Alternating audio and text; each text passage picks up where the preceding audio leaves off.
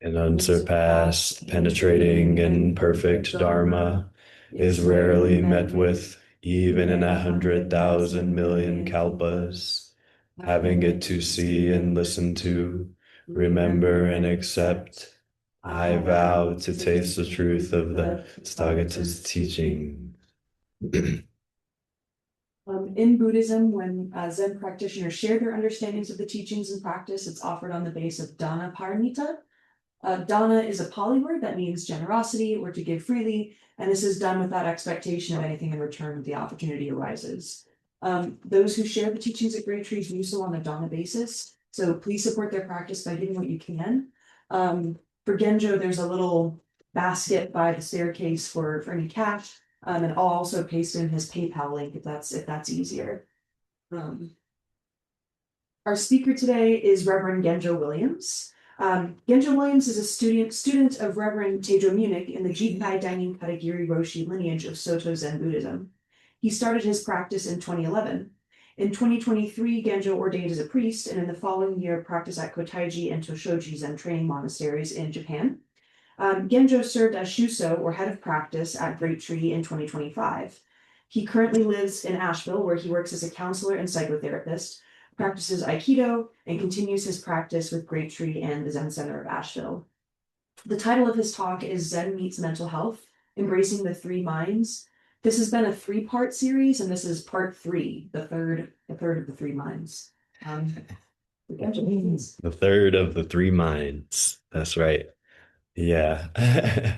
Thanks. Thank you, Quinn. Thanks, y'all. I'm gonna chant the it's called the Kai Kyoge. It's what we just chanted. It's the opening sutra verse, but in Japanese. Because there's something about chanting in Japanese that for me is really just life-giving. And that's really what the spirit of these talks have been about, of just really what is life-giving for you. And so that's what we'll talk more about today. So I'm gonna chant that. 無常人人未妙法百千万号南遭遇我今見聞徳十字願下如来真実義無常人人未妙法百千万号南遭遇楽根検問特十字願下如来真実義無常人人未妙法百千万号南遭遇楽根検問特十字願下如来真実義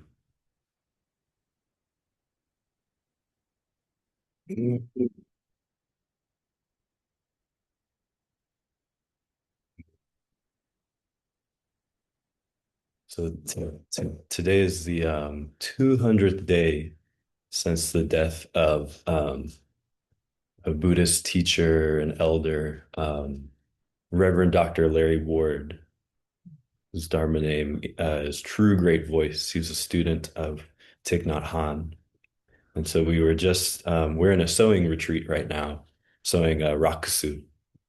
And we joined the Dharma community he co-founded with his wife Peggy, the Lotus Institute. We joined them on Zoom this morning to chant and be with them a little bit.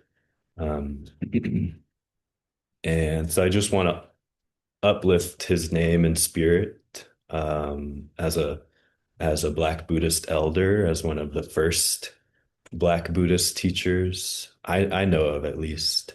And then also Venerable Panavati, who is also a Black Buddhist elder, died on February 26th, and another one of a first, a trailblazer. And so I also want to speak her name and wish her a liberatory passage. Um, oh, there's my dog. Come on.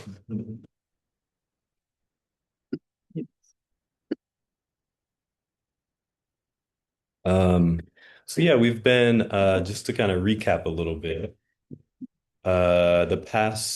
This is week three. The past couple Saturdays, we've been exploring these three minds, Sanshin.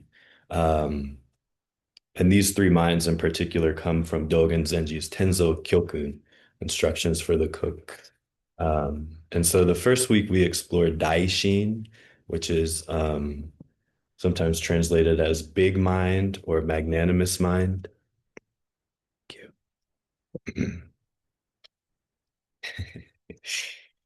Um, Kiko sniffing my tea.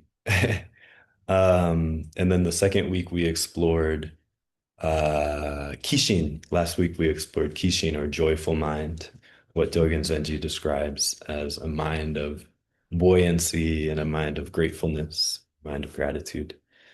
Um, and this week we'll explore the last of those minds, Roshin or nurturing mind. Um, and so again, I've really approached these talks in this series as a practitioner, not as an academic or scholar.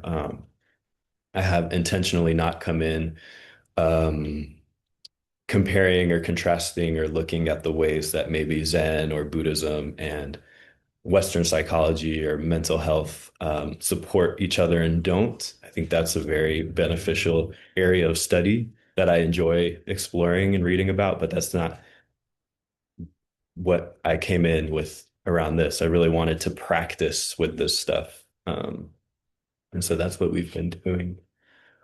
Um, so last week, I mean, the great thing about why I wanted to do this too is because I practice as a mental health professional and I practice as a Zen practitioner, a Zen priest. And so a big question for me is what does that really mean? How do those intersect? How do I want them to intersect?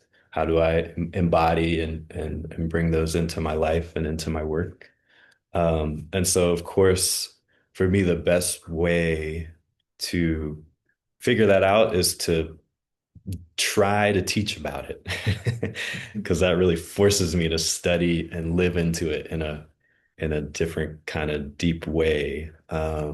And so I've really, yeah, a lot has come up for me these past few weeks. So I'm grateful for you all for supporting my practice in that way and being here and sharing your thoughts and what's present for you. Um, let's see. I left my notes. I've got three notebooks I'm working with. I got two out of the three here with me. The third is the one I wanted, the one I don't have. So that's okay. We're gonna let that go. I had a really nice quote by Rumi written down. So you can just imagine your favorite Rumi quote and let it be with you. And if you don't have one, just imagine some nice poetic words that you enjoy and that you can feel alive in you. That's really um, what the practice means for me is to really feel it in our bodies and in our lives, not just keep it up here and have it be an intellectual inquiry. I think that's great. And really the way for me, and this is a very um, Zen approach, is to really um, put them into practice. Play with this stuff and practice them in your life and see what sticks for you and what doesn't. Um, I'm going to read again, just like we've done each week, what Dogen Zenji has to say about the mind we're working with. In this case, nurturing mind. And this comes from, I'm reading from Uchiyama Roshi's How to Cook Your Life. And it starts with the text by Dogen Zenji, and then it's got Uchiyama Roshi's commentary. And so on Roshin, nurturing mind, Dogen Zenji says, Roshin is the mind or attitude of a parent. In the same way that a parent cares for an only child, keep the three treasures in your mind. A parent, irrespective of poverty or difficult circumstances, loves and raises a child with care. How deep is love like this? Only a parent can understand it. A parent protects the children from the cold and shades them from the hot sun with no concern for his or her own personal welfare. Only a person in whom this mind has arisen can understand it, and only one in whom this attitude has become second nature can fully realize it. This is the ultimate in being a parent. In the same manner, when you handle water, rice, or anything else, you must have the affectionate and caring concern of a parent raising a child.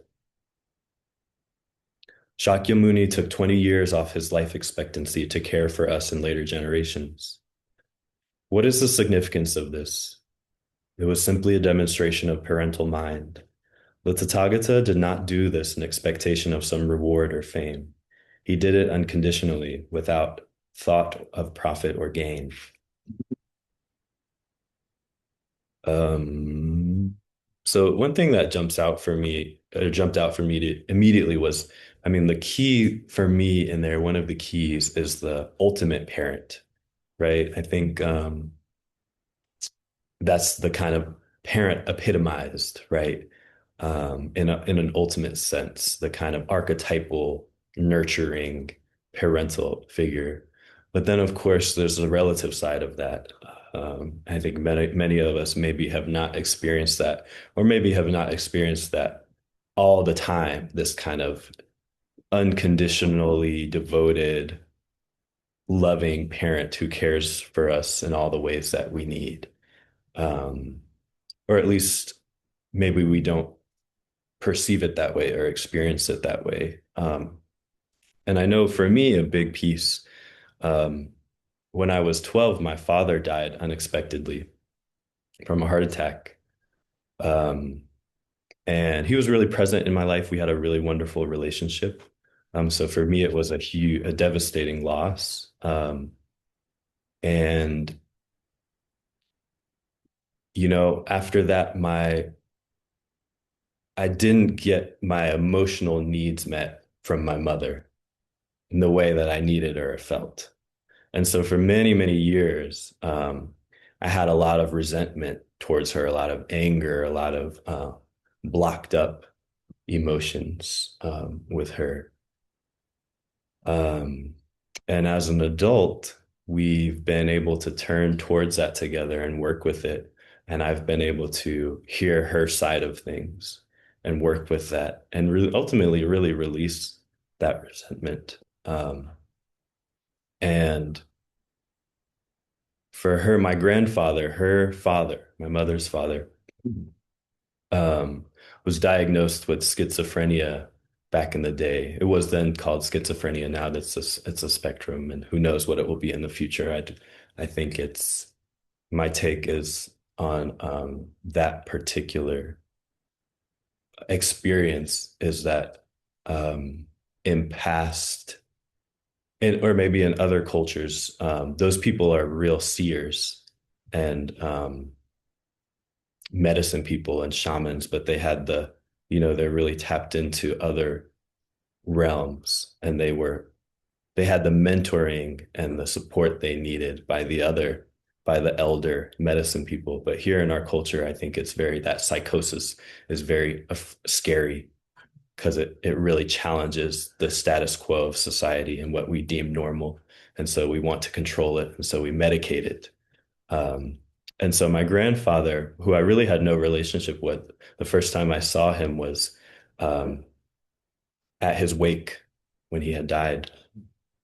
Um, because my mother really had no relationship with him because he was in and out of hospitals. And then when he was home, he was so heavily medicated that my mom describes him as like just kind of a zombie, not really there. Um, and so, of course, there's that wound there. Yeah. Um, and then who knows beyond that, what my grandfather experienced or my great grandfather. And that goes for all of us all the way back, right? And so what happens when we take up this healing work, when we take up a practice like Zazen or any spiritual practice, and we begin that healing journey, um, it extends out, it extends forward and back, not only to all the beings around us, but throughout time. And actually it goes through and we are healing our lineage, right? Um, and so I didn't have, while my grandfather was here, I had no relationship with him. And I was on a retreat a few years ago, and with Lama Rod Owens, he's trained in the Kagyu Tibetan tradition, and we were working with calling on ancestors.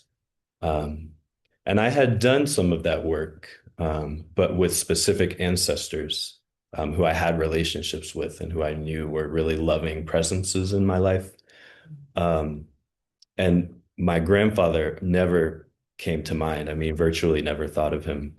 And so, but the practice was to just open up to any ancestor, any being, or any energy quality that might be there to support us that we haven't necessarily turned towards. And so it was a practice of Zazen, really, of just opening, letting go, and letting whatever comes come without trying to direct ourselves in any way.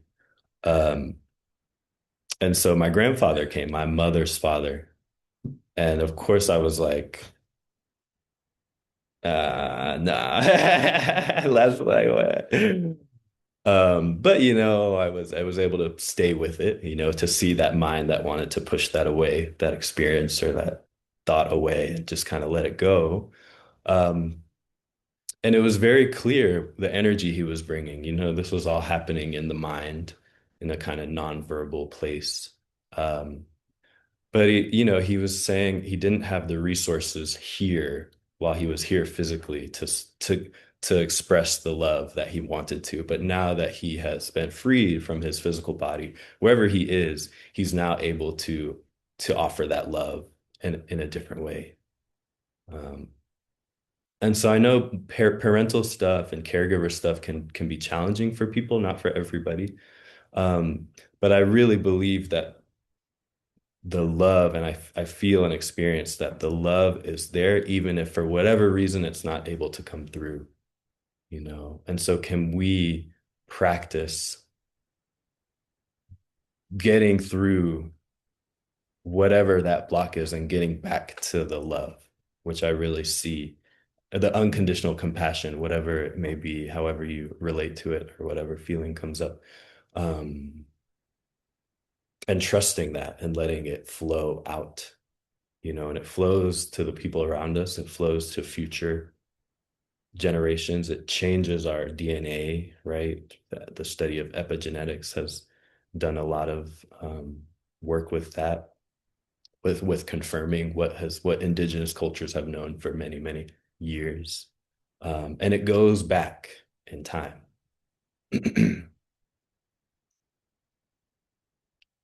So we're gonna work with that. I said last week we're gonna do some inner child work, but really what we're gonna do is some reverse inner child work. Um, and so this idea of nurturing mind, really, one side of it is yes, can we view all beings as we would like uh, the ultimate parental figure of just unconditional love for whatever is in front of us, whatever, because that's what our life is. Whatever happens in our mind and our body, whatever is with us here, can we just tend to it and nurture this moment? And it's the recognition that we are always being nurtured.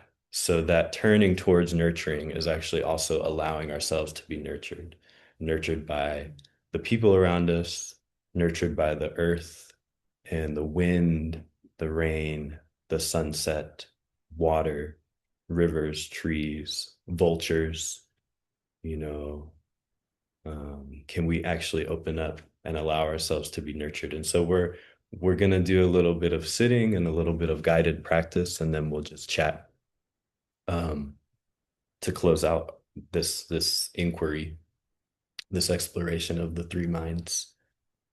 Um,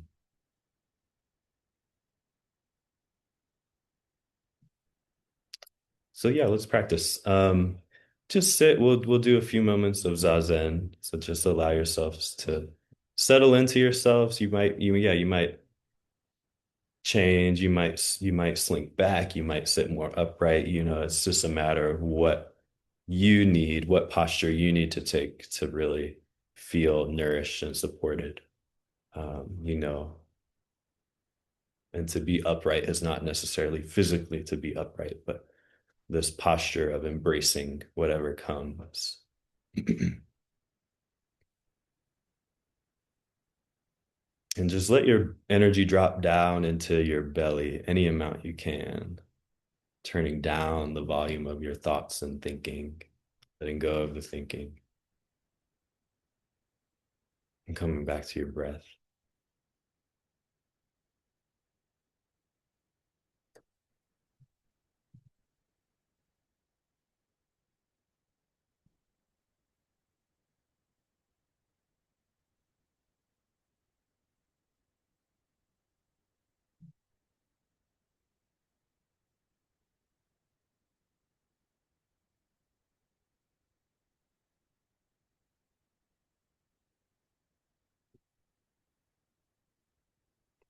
You may notice the sound of your breathing or the birds,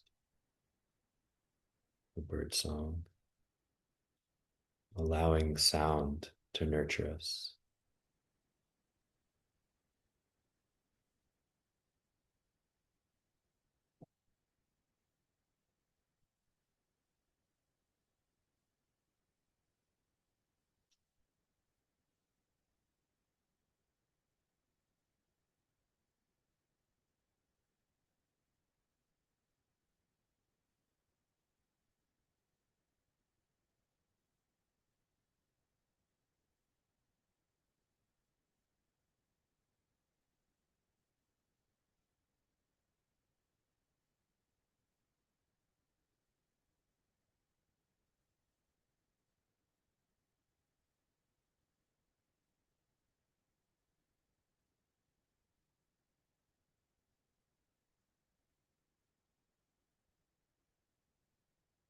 Allowing your breath to be free,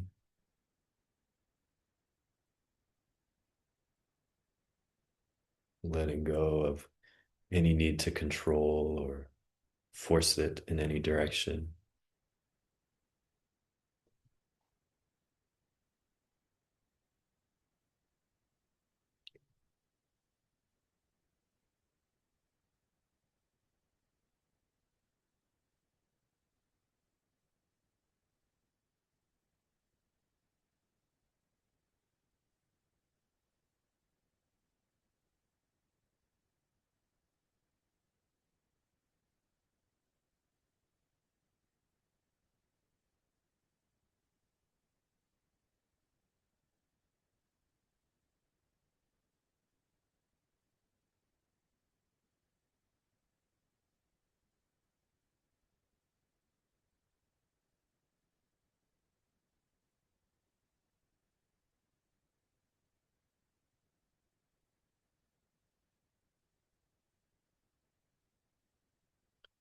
Notice if there's anywhere in your body that it just feels good to breathe there.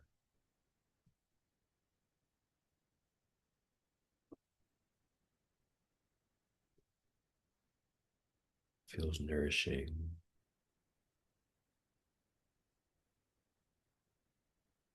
sourceful.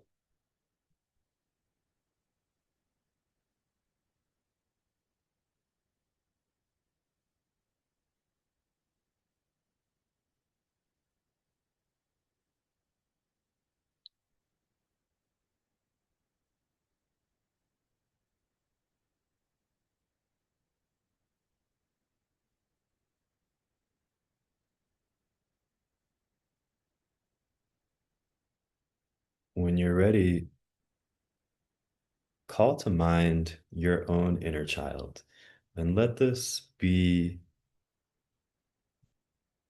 a joyful, playful self. You may even just call to mind that childlike sense of wonder and play and awe and inspiration.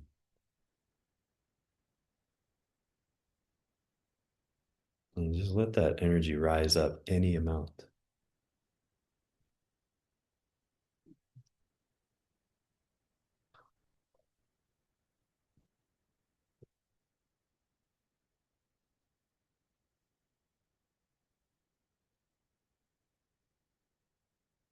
That sense of really seeing and experiencing the world as miracle.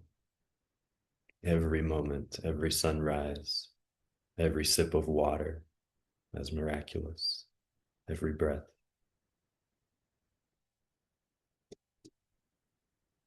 Call to mind that childlike sense of freedom and immersion in the moment. And let that energy really feed you. Let it be alive right here, right now. Any amount, any amount.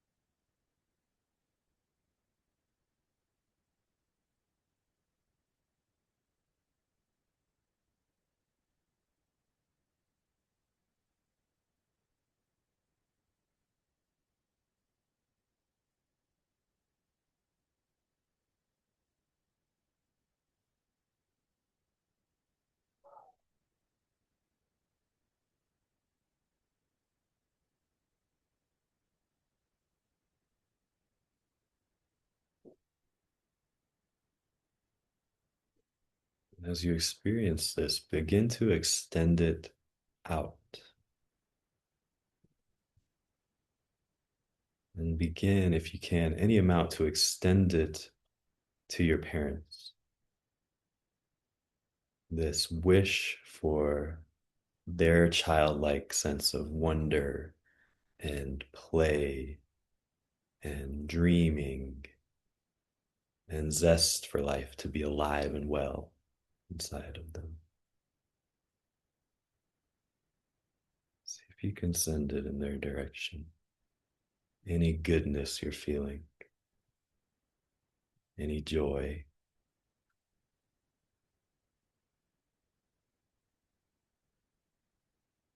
And if you come across any blockages or difficulties, come back to yourself. Come back to connecting that, connecting to that nurturing joy, that nurturing sense of play and wonder for yourself. Don't force it. Don't force yourself. Just let it be natural. But if you can, yeah, start to send it out, sending it through your lineage. And as you send it to your parents, don't let it stop there, but keep going to their parents, to your grandparents. Expanding this out more and more.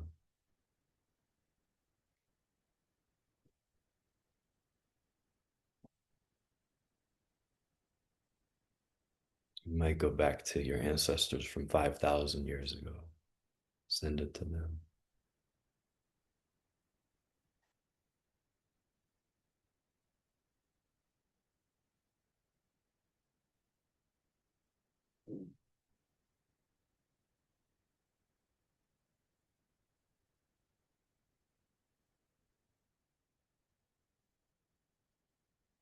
And go beyond. Recognize there's no limits to the mind. So let this extend out in all directions through your entire lineage into all beings, all who are here now, all who have been here before, and all who have come and who will come. Let it flow out freely.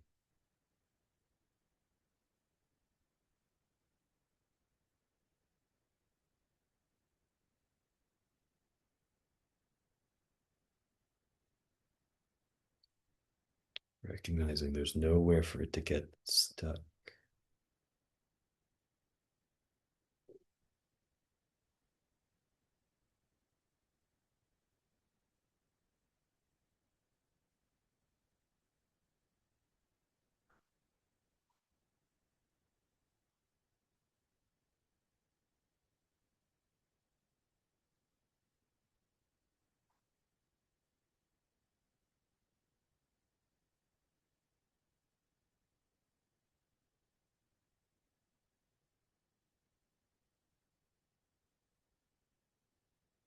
Whatever goodness you've brought forth, let it come back to yourself and sit within yourself as we close out.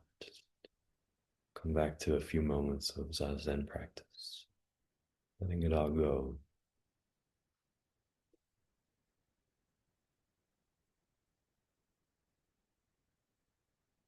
And recognizing any differences that you may be experiencing now versus before.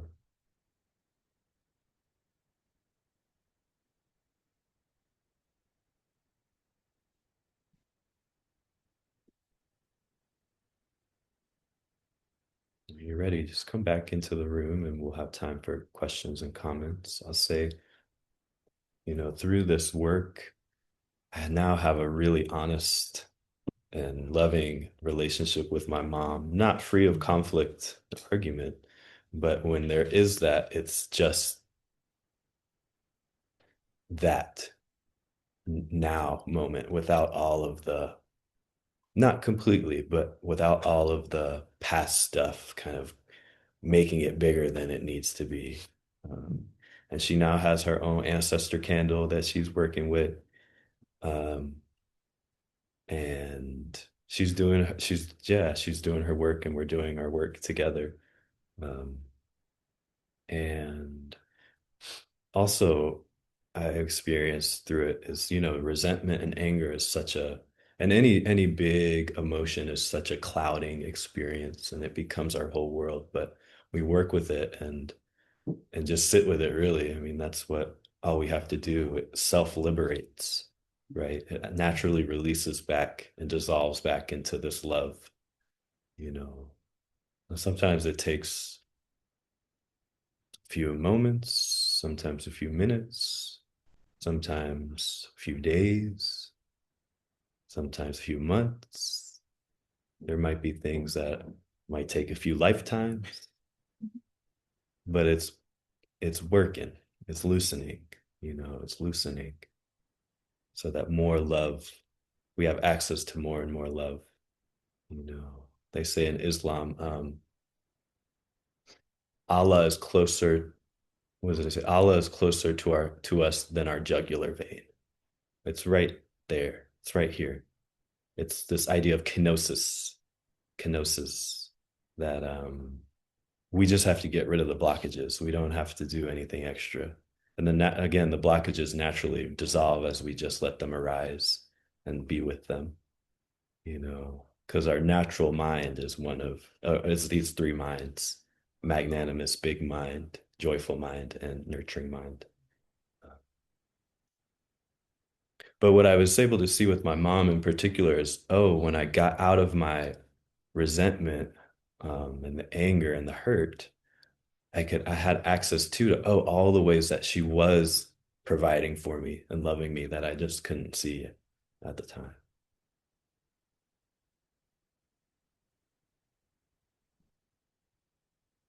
So we have time for questions and comments. If there's anything that anybody wants to share.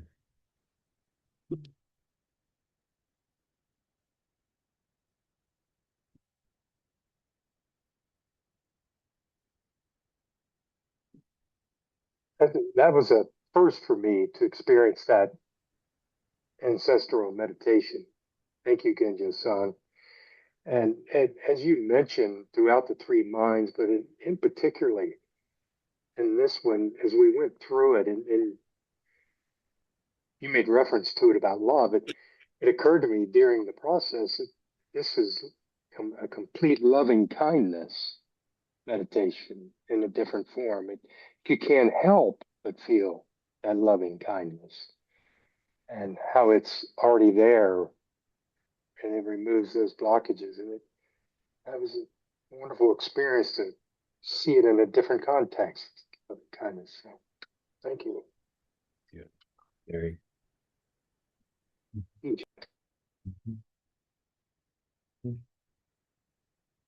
Yeah.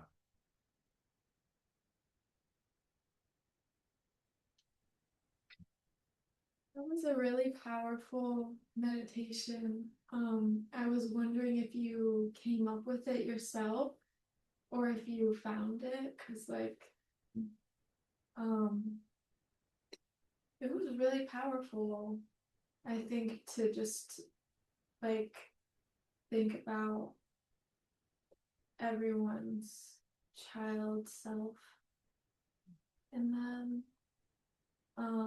also I have my object. Memphis. My Good. sister, who's right here, and it's millions of years old. A whale vertebrae from North Carolina. Fossil timer gave me. Yeah, yeah, and it I feel like for me it's like nurturing mind, because I'm pretty sure this would be part of its spine. Maybe I don't know if it would be to make it like flow. And also some whales are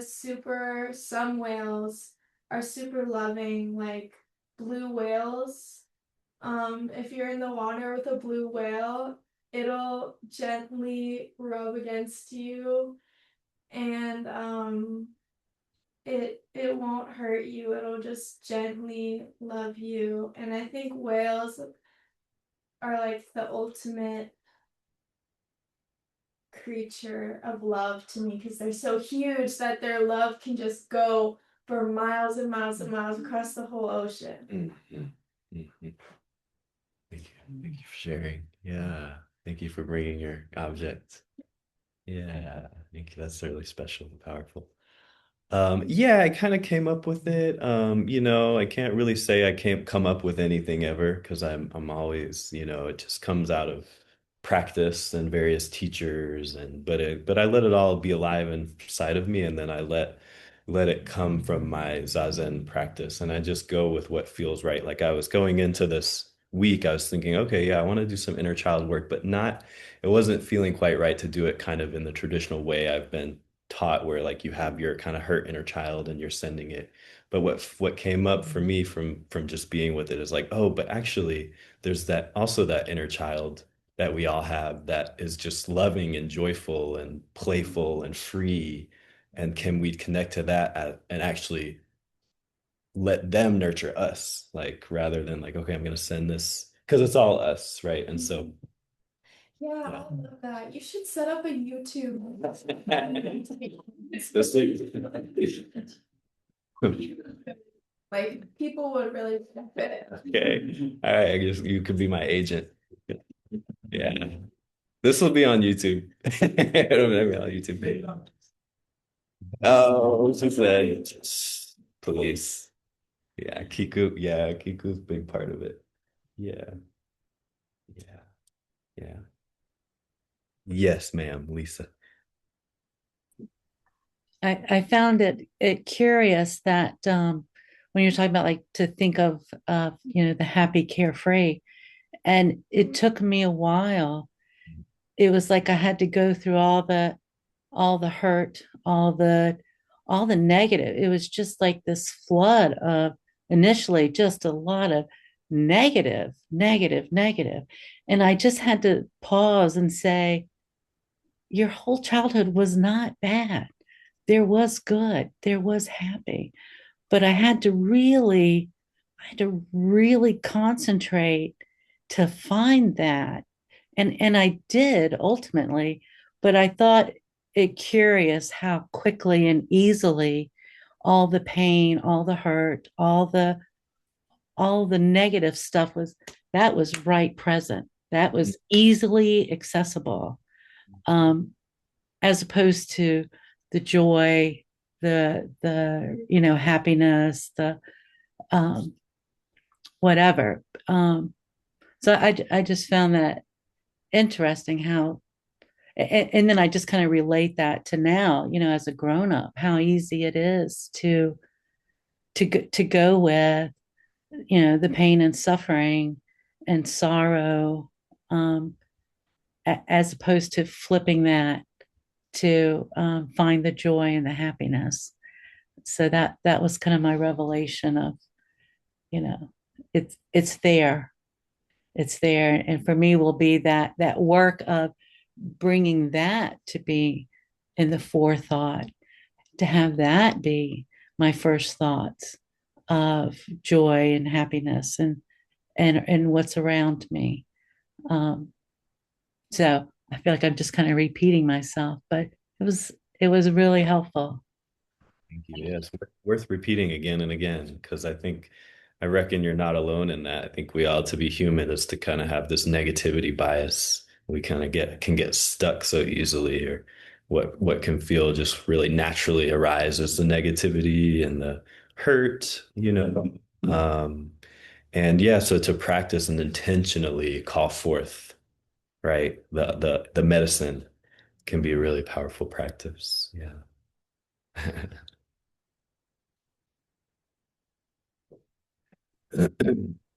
Oh, I just had this thought. I I had the same experience as Lisa. I had to go way back to like when I was 5 years old, and a memory of being with the family and sleigh riding and skating and but on the other hand, when we go way back like that, in a way, we're like attaching to the past. And I've had problems with attaching and clinging lately. So, I, all right, so I'm trying not to attach to that memory, but I don't have to attach to it. It's there. It was there, and it's still a part of me. So, I don't know. Yeah, thank you for sharing that, Rengetsu. Yeah, and the experience though that you're having, the good feeling, it's happening now, you know. So it may take going into the past to conjure that up, but it's all happening here and now, right? And so any goodness you're feeling, it's in your body now, right? It's in your mind now. Yeah, but that's a good point. Yeah, it can get you. We can go down like a nostalgia trip or something, and get really drawn away, and then comparing mind can come in, right? All the things. So we have to be really diligent in the practice. Yeah, thank you for sharing that. Thank you.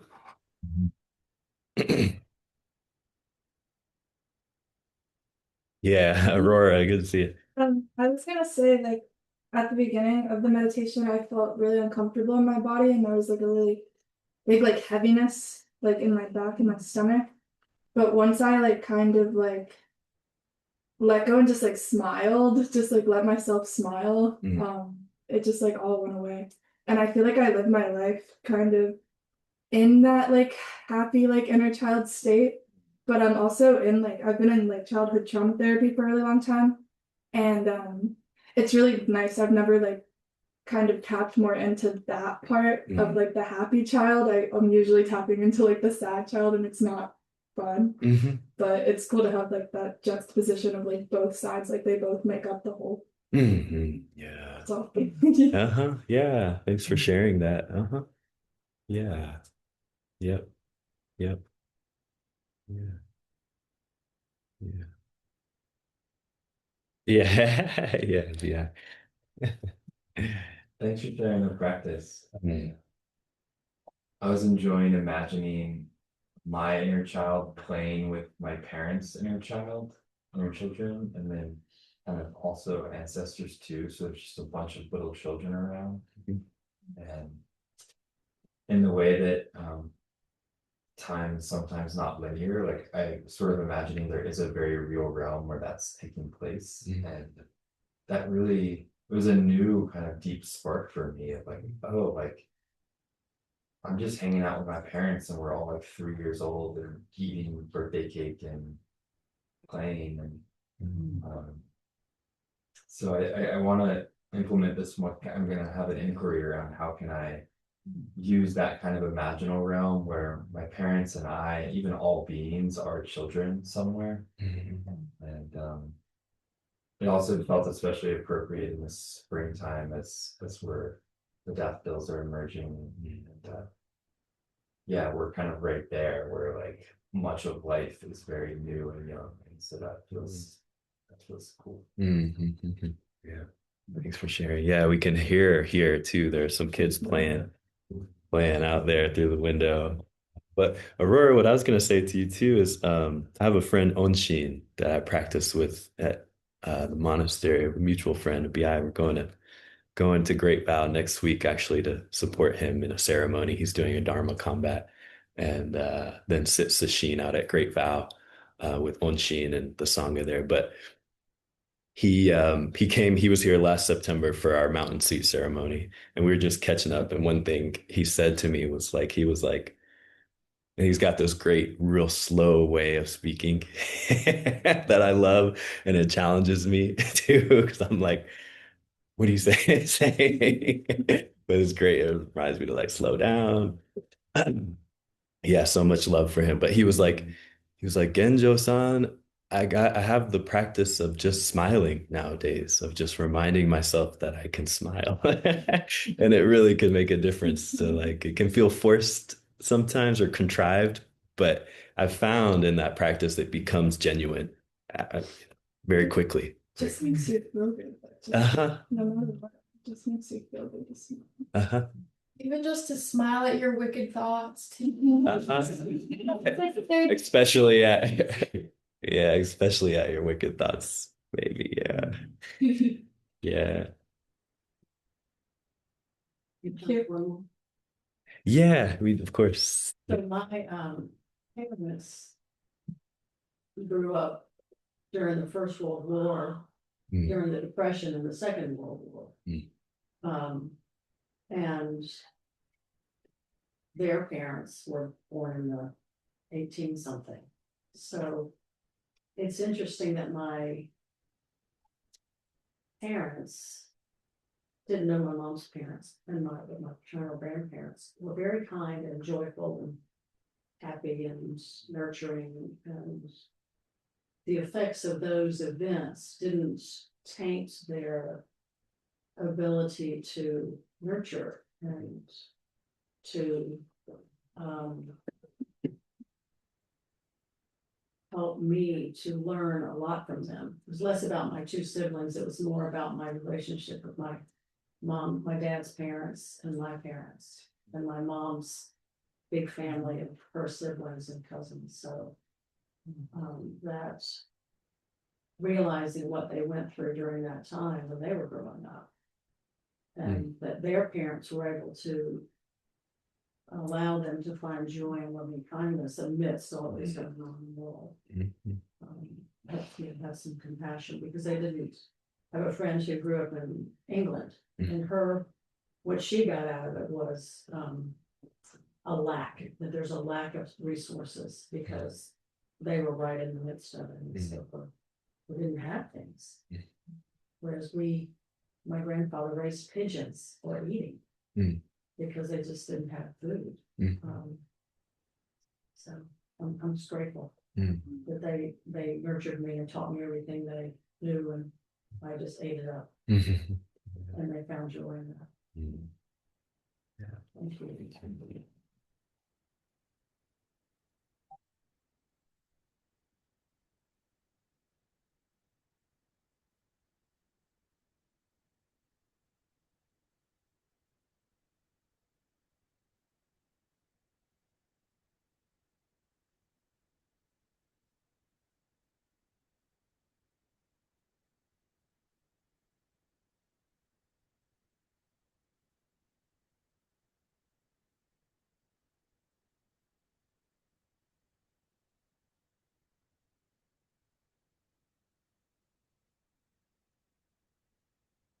Let's give back the merit and then we can close out.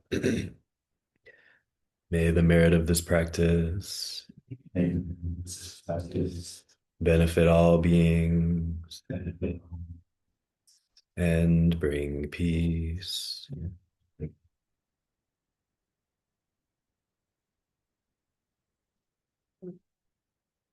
I'll make a few announcements. Sorry, just a second. One is we'll have some sessions this spring in April and in May, but I want to make sure that everyone who signed up for the sewing retreat also signs up for the May retreat as well. That's part of the requirement of receiving the precept. So if you haven't done that, do that ASAP so that we can open up this other slots to other people. But there will also be an April session from April 3rd through 8th. So if you're interested in that, sign up soon. There will be an intro to Zen next Sunday. So if you're new to the practice, come to that. Our speaker next weekend will be Brooke Genryu Reynolds. And the title of her talk is Forest Bathing or Shinrin Yoku, which sounds really interesting and peaceful. And and yeah, that's all I have. All right, awesome. Thanks, everyone. Yeah, we are we're in our sewing retreat here, sewing Rakusu. We have our teacher Savannah with us, guiding us in that practice. And so we're practicing silence. And so yeah, just invite everyone to play with that in the spirit of Sangha.